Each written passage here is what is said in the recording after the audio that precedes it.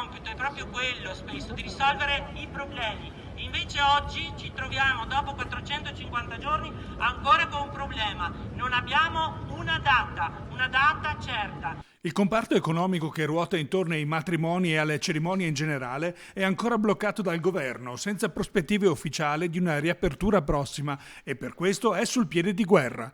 A Venezia sabato, al flash mob regionale in campo della salute, folta è stata anche la rappresentanza vicentina. Sono Paola di Vicenza, mi occupo di catering con la mia famiglia. Stiamo aspettando con ansia la data certa per ripartire in sicurezza, per soddisfare i desideri dei nostri sposi. Siamo qua appunto a fare di nuovo la denuncia di non avere una data certa, e questo governo sordo ci deve rispondere. Perdere l'85% del fatturato in un anno e mezzo per una piccola attività come la mia è la distruzione, ma non mollo, quindi non mi sento assolutamente inferiore ad altre attività che in realtà possono in questo momento lavorare. 14 mesi di blocco, un crollo medio del 90% del fatturato per un settore che crea un giro d'affari di 67 miliardi di euro. I professionisti chiedono l'approvazione entro il 15 maggio del protocollo delle regioni presentato nei giorni scorsi. Al Ministero sembrano intenzionati a far riprendere le attività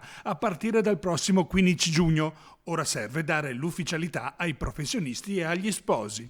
Noi abbiamo già dimostrato che attraverso i protocolli di sicurezza si può ripartire. Abbiamo bisogno di una data certa.